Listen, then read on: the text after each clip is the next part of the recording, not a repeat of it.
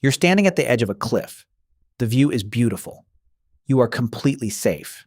And then a thought arrives, uninvited. What if I just jumped? You don't want to. You have no intention of jumping, and yet the thought was there, vivid, specific. This is called l'appel du vide, the call of the void. And it happens to almost everyone. The French coined the phrase, but the experience has no nationality. It visits the calm, the happy, the grounded.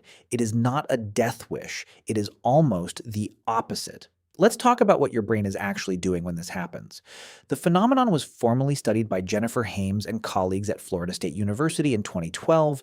They found that people who experience this are not more suicidal. In fact, the stronger your survival instinct, the more you might feel the pull. Here is how the researchers explained it. Your brain detects danger at the edge, a cliff, a rooftop, moving traffic. It fires an alarm. Step back. Move away. The rational mind notices that alarm and tries to explain it. But there's no clear external danger. You weren't about to slip. Nothing pushed you, so the brain fills in the blank. It invents a reason for the fear. That invented reason is the intrusive thought of jumping. The thought isn't a desire, it is your brain's misread alarm note. Think of it like a fire drill. The alarm sounds. No fire. Your body prepared. Your mind searched for the threat and invented one. This connects to a much broader class of thoughts that psychologists study called intrusive thoughts. Intrusive thoughts are thoughts that pop in without being summoned and often horrify the thinker. Swerving into traffic, dropping your baby, shouting in a quiet room. These thoughts are so common that researchers estimate up to 94% of the general population has them. That statistic comes from a 2014 study led by Adam Radomski, published in the Journal of Obsessive Compulsive Disorders. Nearly everyone has them. What differs is how we react to them. The call of the void is just one of the more dramatic forms these thoughts take. But it specifically targets height, speed, or exposure to sudden lethal risk. This is why you might grip the steering wheel tighter when a bridge looms, or why you step back from a platform edge, even when a train is still far away. The void calls in many languages, in high places, in fast places, at sharp edges. Now, here is the part that most people find quietly unsettling. When you felt the call of the void and stepped back, that was proof you wanted to live. The horror you felt at the thought, that horror is your survival instinct responding to itself. Your mind scared itself, and that fear is healthy. But what happens when the thought lingers? When the void seems to call louder? Some people report that the more they try to suppress the thought, the louder it gets. This is called the ironic process theory, and it was named by psychologist Daniel Wegner. Wegner's famous instruction, do not think about a white bear. You just thought about one. The mind monitors for the forbidden thing, and in doing so, keeps conjuring it. The same mechanism runs in the call of the void. Fight it directly, and it fights back. This is why cognitive behavioral therapists don't tell you to force the thought away. They teach acknowledgement. You notice the thought. You name it. You let it pass. Like watching a train pass through a station you're standing in, without boarding it. Now let's trace this even further back. Into evolution. Our ancestors climbed trees, traversed cliffs, crossed rivers. Height was genuinely lethal. The brain that survived was the one that treated edges with extreme caution. That edge awareness was wired deep, and it's still in you, even on a 10th floor balcony. The environment changed. The brain didn't. The alarm still sounds. Some evolutionary psychologists call this a vestigial fear response, a remnant of survival hardware. Like a coccyx at the base of your spine, the tail your ancestors had, long gone but still there. Your brain carries ghost instincts. The void is one of their voices. Now, this gets more interesting when we add the concept of freedom. French existentialist philosopher Jean-Paul Sartre wrote about dizziness at the edge of a cliff. But his dizziness wasn't about falling, it was about the terrifying realization that nothing stops you. In Being and Nothingness, Sartre called this the anguish of freedom. The void doesn't threaten you from the outside. The dread comes from within. Because you are free to choose. The thought of jumping is proof that the choice exists. And that proof is terrifying. Sartre would say, you step back not because you can't jump, but because you choose not to. That distinction, can't versus choose not to, is at the heart of existential anxiety. It is a radically uncomfortable form of self-awareness. And now the call of the void has a philosophical face as well as a neurological one. So we have science in one hand and philosophy in the other. And they're describing the same moment. You, standing at the edge, something pulling, something recoiling, both happening at once.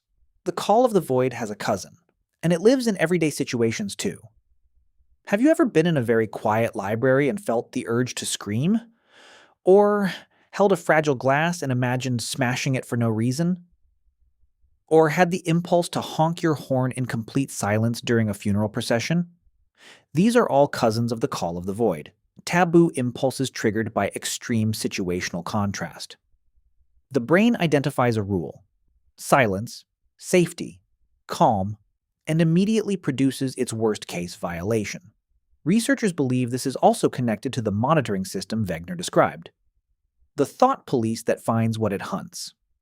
Now let's look at who experiences this most intensely. Jennifer Hames's 2012 study found that people with higher anxiety sensitivity experienced stronger calls. Anxiety sensitivity means you fear the sensations of anxiety itself, the racing heart, the dizziness. If you misread your body's fear signal as a clue that something is terribly wrong, the void seems to confirm it. And yet, the study also found no link between call of the void and actual suicidal ideation. In fact, in some participants, the call of the void correlated inversely. Stronger life force, stronger call. The void calls louder to those who would never answer it. There's something almost poetic in that. Literature has circled this feeling for centuries without naming it. Hamlet's to be or not to be isn't suicidal. It is a meditation on the awareness of choice at the edge. He stands at the void, he thinks the thought, and he chooses. Dostoevsky's characters are obsessed with the question of whether humans can resist their most destructive impulses. In Notes from Underground, the narrator rails against rationalism, insisting humans will always do the irrational thing, just to prove they can. The call of the void is a perfect Dostoevsky scenario, the irrational impulse that proves we are free. Now, one crucial distinction psychologists want you to know. The call of the void is passive, a fleeting thought that appears and dissolves. It is different from active ideation, which involves planning, rehearsing, seeking means. If your thoughts move from passive and fleeting to persistent and planned, that is a different conversation entirely. That conversation involves a professional, and it is always worth having. But for most people, the void is a brief visitor. It knocks, you notice it, and it leaves. What does it feel like in the body exactly? People describe it in remarkably consistent ways. A sudden chill, a lurch in the stomach, a tingling in the fingertips, the legs going slightly hollow, the vision sharpening unnaturally on the drop. And then, the swift, strong pull backward, the exhale, the return to normal. The whole episode can last under 3 seconds, but it feels like longer. Time distorts during heightened threat perception, another survival feature of the brain. The amygdala, the brain's threat center, essentially slows your subjective experience to let you process danger. This is the same mechanism that makes car accidents feel like slow motion to survivors. Your brain threw itself into emergency mode. For a thought, it generated itself. And in a world where actual cliffs have mostly been replaced by balconies and overlooks, it slightly overperforms. We built the railings. The brain still hasn't gotten the memo. There is something else worth noting. The void doesn't always involve height. Some people report the call near moving water, a river, a waterfall, an ocean shore. Others feel it at train platforms, as we mentioned, or at open windows.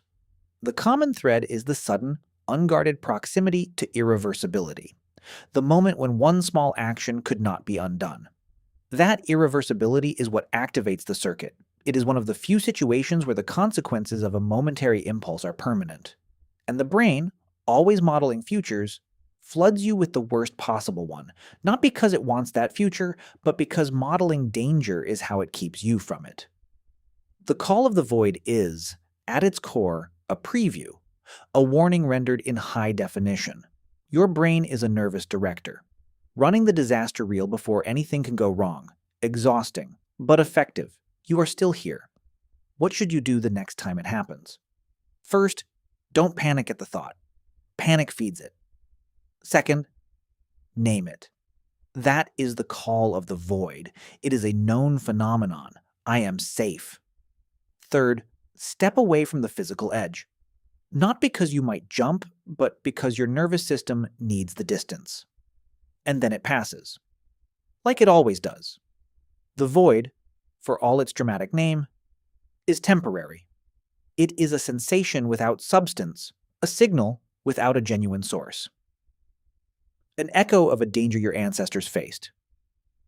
Bouncing off the walls of a mind that is working exactly as designed. You are not broken. You are not strange. You are running very old software. And that software, for all its quirks, has kept your entire lineage alive. Every person who came before you stepped back from the edge. That is why you're here. The void called. They did not answer, and neither will you. The call of the void is science. It is philosophy. It is literature. It is the oldest alarm your species carries. And the next time you feel it, and you probably will, you can greet it for what it is.